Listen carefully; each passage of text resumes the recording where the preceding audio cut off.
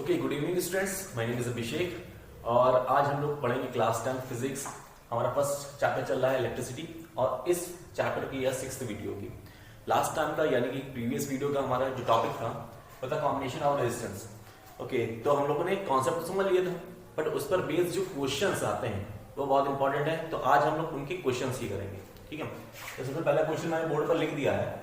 यहाँ पर एक सर्किट दे रखा होगा आपको और कुछ ये क्वेश्चंस आपसे पूछ लेगा वो, ठीक। देखो क्या है इसमें, जैसे कि यहाँ पर क्या है, एक बैटरी है। बैटरी कितने वोल्ट की? 6 वोल्ट की बैटरी दे रखी है। उसके बाद इनमें 3 रेजिस्टेंस ले रखे हैं, R1, R2 और R3। R1 की वैल्यू है 5 ओम, R2 है 100 ओम और R3 है 30 ओम, ठीक। तो 3 चीजें हमारे पास। इसके बेसिस पर हमें फाइंड करना है the value of current through each R, मतलब कि R1 में, R2 और R3 इन तीनों में कितनी करंट फ्लो करेगी, पहली बात। दूसरी क्या है, टोटल करंट, यानी कि पूरे सर्किट का इफेक्टिव जो करंट होगा वो कितना होगा। और थर्ड हमें फाइंड करना है कि टोटल इफेक्टिव रेजिस्टेंस, यानी कि इन तीनों से R1, R2 और R3 के प्लेस पर अगर हम कोई एक रेजिस्टेंस लगा दें, यानी कि जो इफेक्टिव रेजिस्टेंस होगा हमारा वो कितना होगा, ये हमें फाइंड करना है, ठीक। तो सबसे पहले तो हमें समझना पड़ेगा भाई कॉम्बिनेशन कौन सा है, ठीक। तो देखो क्या है कि ये थी बैटरी। बैटरी का जो बड़ा वाला टर्मिनल होता है वो प्लस होता है और इधर से ही हमारी करंट फ्लो करना स्टार्ट होती है। तो इधर गई, इधर गई, इधर गई। अब यहाँ पर जैसे ही आई, यहाँ पे ऐसे 3 पाथ मिले, ठीक। तो इधर 3 पाथ, यानी कि इसे अगर करंट ये आई थी तो यहाँ पर सपोज I1, यहाँ I2 और यहाँ I3, तीनों रास्तों पर अलग अलग करंट पहुंच जाएगी। तो अब देखते हैं। अच्छा, दूसरी चीज क्या हो रही थी? दूसरी चीज हमें याद करने वाली क्या थी कि अगर पैरेलल कॉम्बिनेशन है, ठीक है। अच्छा, यहाँ पर क्या है कि करंट डिवाइड हो रही है, तो यहाँ पर कॉम्बिनेशन कौन सा हो जाएगा, पैरेलल कॉम्बिनेशन हो जाएगा, ठीक। अब वो क्या है कि अगर पैरेलल कॉम्बिनेशन है यहाँ पर, ठीक, तो यहाँ पर जो वोल्टेज जो पोटेंशियल होता है, जो वोल्टेज होता है वो क्या होता है, हर रेजिस्टेंस के लिए सेम होता है। यानी कि अगर इसके लिए वोल्टेज V है तो इसके लिए वोल्टेज V होगा, इसके लिए भी वोल्टेज V रहेगा, ठीक है। आप वोल्टेज भी बोल सकते हो, पोटेंशियल भी बोल सकते हो, बात एक ही रहती है, ठीक। तो यहाँ पर V, V, V तीनों चीजें आ गई, ठीक। अब देख लेते क्या, अब केवल एक ही फॉर्मूला लगना है भाई, ओम्स लॉ, ठीक है। ओम्स लॉ क्या होता है, V = I2R। सारा खेल इसी का है, इसी एक फॉर्मूले से हम लोग सब कुछ फाइंड आउट करेंगे, ठीक। अगर इस पहले वाले रेजिस्टेंस के लिए देखा जाए तो क्या हो जाएगा, V = होता है I × R, ठीक। तो V, तो यहाँ पर V, चलो आप तो इसे 1 कर देते हैं क्योंकि फर्स्ट रेजिस्टेंस के लिए ले रहे हैं तो हमने सबको 1 कर दिया, ठीक। तो यहाँ पर V1 की वैल्यू कितनी है, V। यहाँ पर I1 की वैल्यू कितनी है, नहीं पता भाई, ठीक। और R1 की वैल्यू कितनी है, 5, ठीक। अच्छा, V1 की जो वैल्यू आएगी तो वो V है और V कितना है, वो 6 है, यानी कि आप यहाँ पर 6 लिख सकते हो, ठीक। तो फाइनली जो I1 होगा, ठीक, तो I1 कितना होगा, 6/5। इसे कैंसिल करेंगे तो 1.2 एम्पियर, ठीक। यानी कि जो R1 होगा, R1 में कितनी करंट जा रही होगी आपकी, 1.2 एम्पियर जाएगी। सिमिलर अगर हम लोग R2 की बात करें तो यहाँ पर V2 = I2 × R2 हो जाएगा। तो V2 वैल्यू यहाँ पर कितनी की, V मतलब कितना है, 6, मतलब 6 आ जाएगा। I2 करंट जो जा रही है तो I2 को I2 ही रखते हैं और R2 यहाँ पर कितना है, 100, ठीक। तो I2 की जो वैल्यू रहेगी तो आ जाएगा 6/100, ठीक। तो यह 0.06 एम्पियर, ठीक। तो इसमें इतना करंट आ जाएगा, यानी कि इस वाले रेजिस्टेंस में 0.06 एम्पियर करंट होगा, ठीक। उसके बाद लास्ट वाले में देखते हैं, यहाँ आ जाएगा V3 = I3 और R3। तो V3 भाई यहाँ पर भी कितना है, V, यानी कि V की वैल्यू कितनी है, 6 है। I3 हमें फाइंड आउट करना है और R3 की वैल्यू कितनी है, 30, ठीक। ये इधर ये अपॉन में चला जाएगा, यानी कि I3 जो वैल्यू आएगी तो 6/30, नहीं कि 6 × 6 5 जब तो इससे कैंसिल करोगे तो 0.02।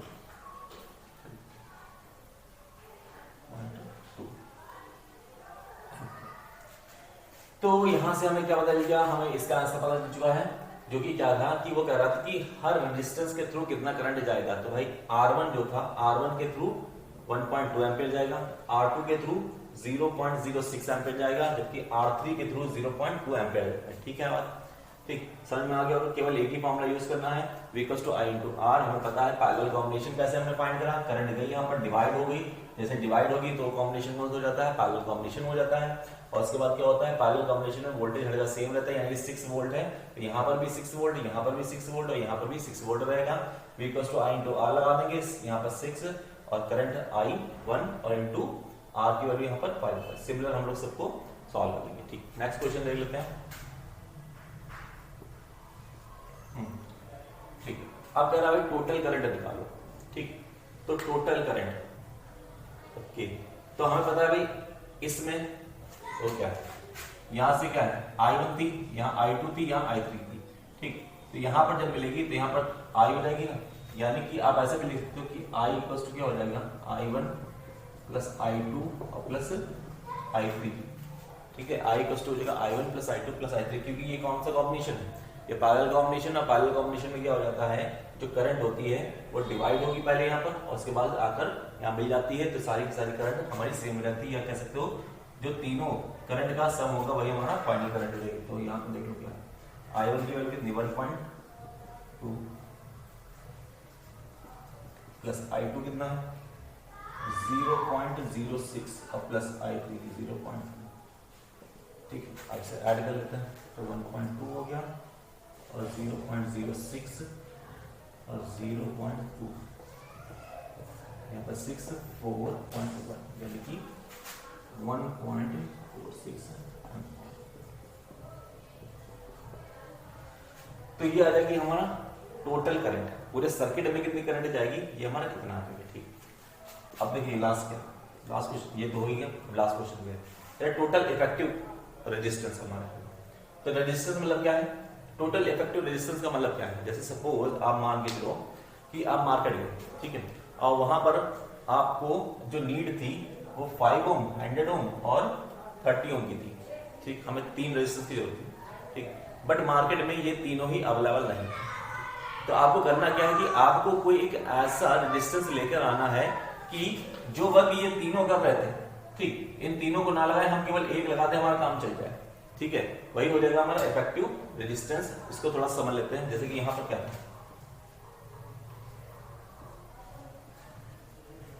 पहला है,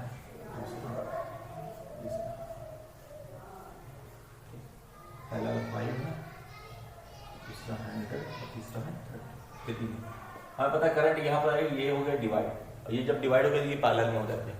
ठीक, और पैरेलल में हो जाएगा तो इसका क्या हो जाता है 1/R effective = 1/R1 + 1/R2 + 1/R3। ठीक, तो यहाँ पर 1/R1 की वैल्यू है 5 प्लस 1/R2 100 प्लस 1/R3 यानी 30।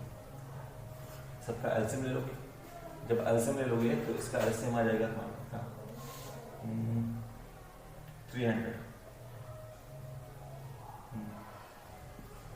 300 आ जाएगा। 300 है, इसे करोगे तो यहाँ पर 60, यहाँ पर 3 और प्लस यहाँ पर 10।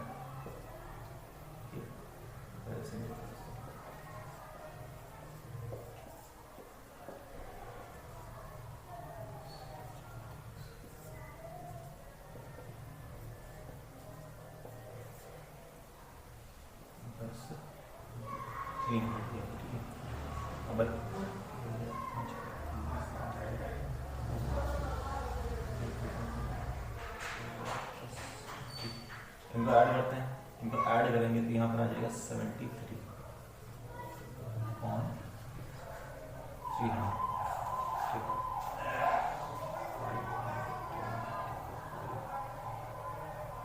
ठीक, तो ये आ गया 1/R की वैल्यू।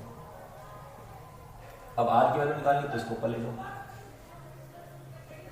ये 300/, ठीक, यानी कि इसे सॉल्व करने पर जितना भी आएगा यही हमारा इफेक्टिव रेजिस्टेंस हो जाएगा। ठीक है, तो आई थिंक समझ में आ गया होगा। यहाँ पर इफेक्टिव ये क्या था, पैरेलल था, पैरेलल में क्या हो जाता है 1/R = R1 + 1/R2 + 1/R3 इस टाइप से होता था। ठीक है, अगर इस वीडियो से पहले आपको प्रीवियस वीडियो देख लेना तो ज्यादा बेटर सबको समझ में आ जाए, डायरेक्टली आप इस पर ना आना। ठीक है, ओके, आप पहले इसका स्टेप लीजिए।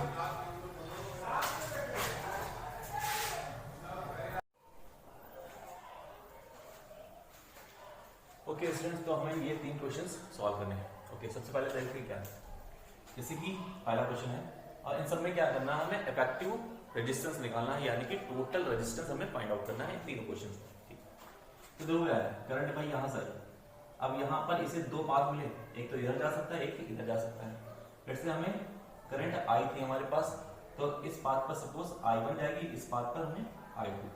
ठीक, तो यहाँ से एक बात क्लियर हो जाती है, जब करंट डिवाइड होती है तब क्या हो जाता था, वहां पर पैरेलल कॉम्बिनेशन हो जाता था, यानी कि ये तो पैरेलल कॉम्बिनेशन मान लो। फिर उसके बाद I2 आगे जाएगी। अब यहाँ पर देखो क्या है, यहाँ पर इस I2 को जाने का केवल एक ही पाथ है, यानी कि जो I2 यहाँ पर गई थी वही I2 यहाँ जाएगी। तो मैंने क्या बताया था कि जब सेम करंट कभी फ्लो करती है, जब सेम करंट कहीं पर फ्लो करेगी, जितने भी रेजिस्टेंस में सेम करंट फ्लो करती है वो सारे रेजिस्टेंस हमारे सीरीज कॉम्बिनेशन में रहते हैं। यानी कि यहाँ पर क्या हो जाएगा कि ये दोनों कॉम्बिनेशन किस में हो जाएंगे, सीरीज में हो जाएंगे। ठीक, ओके। सीरीज कॉम्बिनेशन में क्या होता है, हम लोग इफेक्टिव रेजिस्टेंस कैसे निकालते थे, हम लोग आर इफेक्टिव इक्वल टू क्या होता है, R1 plus R2 plus R3 and so on. ठीक, तो इन दोनों को हम लोग क्या कर देंगे, डायरेक्टली ऐड कर देंगे, क्योंकि ये दोनों कैसे हैं, सीरीज कॉम्बिनेशन में।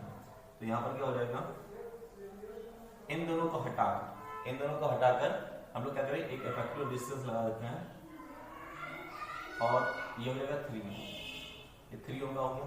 और नेक्स्ट जो ये था हमारे पास,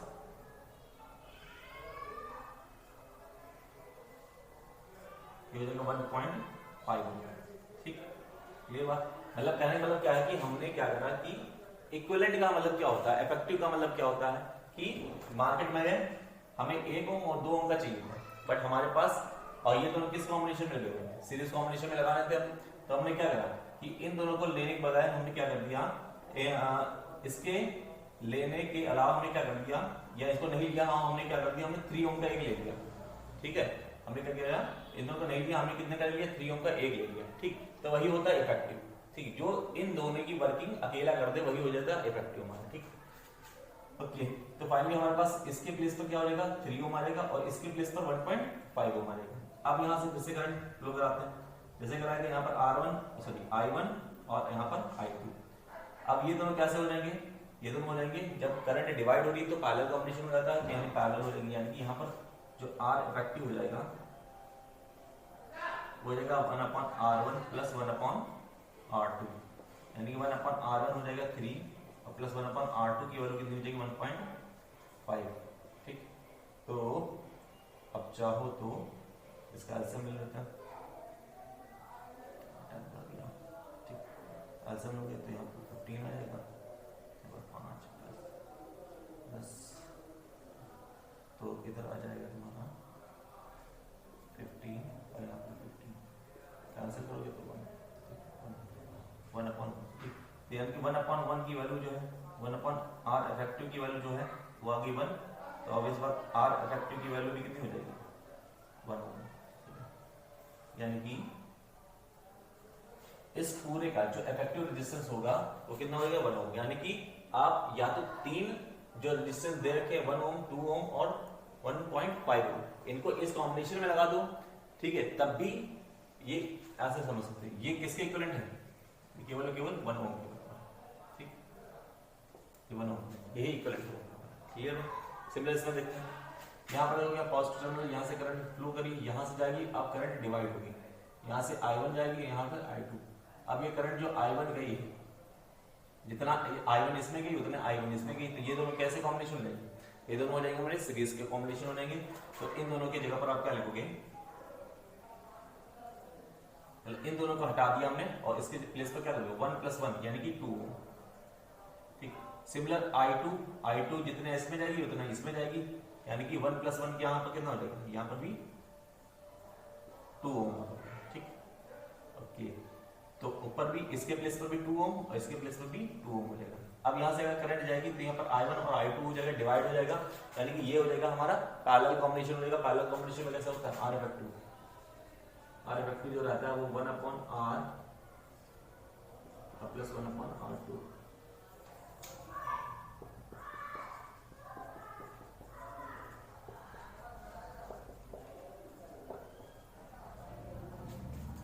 R इफेक्टिव हो जाएगा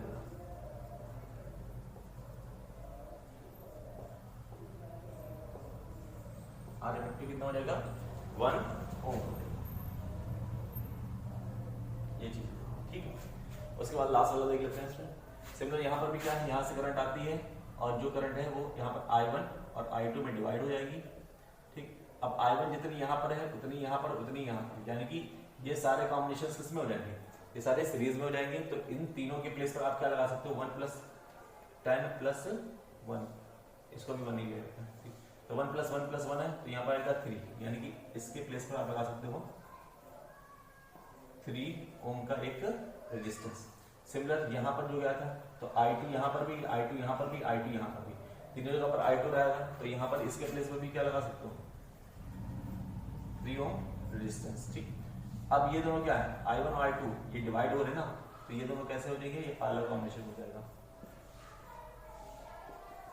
ठीक, अब ये पैरेलल कॉम्बिनेशन है तो इससे हम लोग क्या करेंगे, R इफेक्टिव जो हो जाएगा, R इफेक्टिव यानी 1/R इफेक्टिव 1/R1 + 1/R2 यानी 1/3 2/3 हो जाएगा। R इफेक्टिव जो हो जाएगा तो 3/2 1.5। ओके, तो ये हो जाएगा, आप स्नैप ले लीजिए इसकी।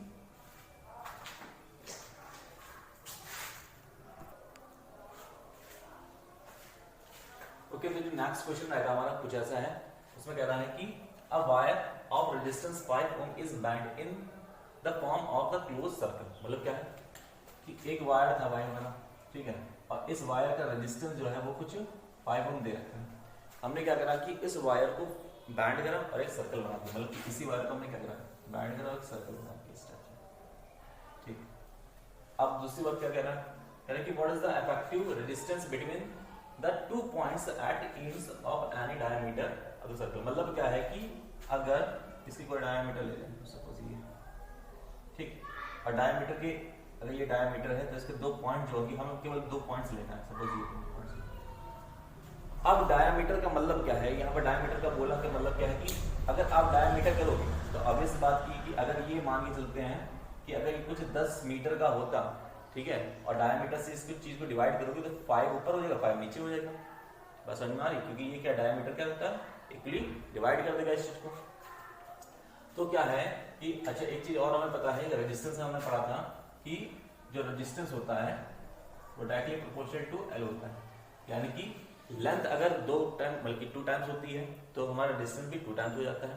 ठीक, और लेंथ अगर हाफ होगी तो हमारा रेजिस्टेंस भी हाफ हो जाएगा। मतलब क्या है कि इस पूरे का रेजिस्टेंस कितना था 5 ओम, तो अब इस आधे का रेजिस्टेंस कितना होगा, केवल इतने पार्ट का, इतने का कितना हो जाएगा 5.2 ओम। सिमिलर इस वाले पार्ट का कितना हो जाएगा 5.2 ओम। ठीक, बात समझ में आई। तो ये देखो इस पार्ट का 5.2 और इस वाले पार्ट का भी कितना हो जाएगा 5.2 ओम आएगा। क्लियर। अब हमें क्या करना है कि इसका इफेक्टिव रेजिस्टेंस निकालना है। तो अब देखो क्या कि ये एक्चुअल में क्या है, ठीक, ये वायर दिख रहा है, ठीक, तो अभी कुछ नहीं समझ में आ रहा होगा, बट अगर हम इसे रेजिस्टेंस बना दें, क्योंकि ओम क्या होता है, ओम यूनिट किसकी होती है रेजिस्टेंस की, तो कहीं ना कहीं ये रेजिस्टेंस ही है। आप अगर इसको ऐसे समझो कि ये हमारे पास ऐसे रहता है,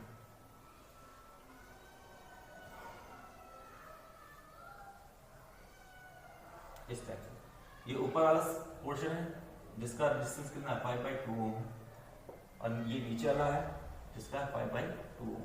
ठीक, अब अगर इधर के हम लोग क्या करेंगे, करंट पास कराएंगे तो यहाँ पर करंट डिवाइड होगी, करंट डिवाइड होगी तो कॉम्बिनेशन हमारा पैरेलल कॉम्बिनेशन हो जाएगा। पैरेलल कॉम्बिनेशन में क्या करते हैं 1/R effective equals to 1/R1 plus 1/R2।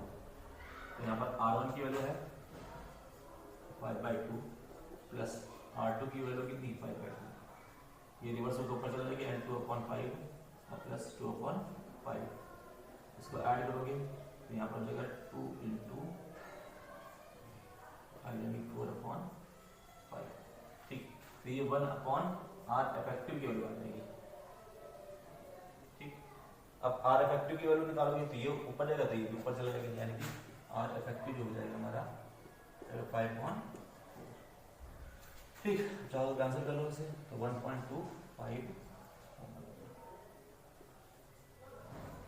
ये हमारा फाइनल आंसर होता है। यानी कि अगर आप क्या करो कि हमारा कोई वायर था, उस वायर का जो रेजिस्टेंस था वो 5 ओम था और उसे हमने बैंड कर दिया। और बैंड करने के बाद उसके डायगन जो उसके डायमीटर थे, डायमीटर के पॉइंट्स पर हमने क्या कर दिया, इनके करस्पॉन्डिंग अगर हम इसका इक्विवेलेंट रेजिस्टेंस निकालेंगे, ठीक, तो कितना आएगा 1.25 आ जाएगा। ओके, तो स्टूडेंट्स आज के लिए हम इतने करते हैं। Okay, thank you. और लास्ट जो हमारी नेक्स्ट वीडियो होगी उसमें हम लोग हीटिंग इफेक्ट पढ़ेंगे।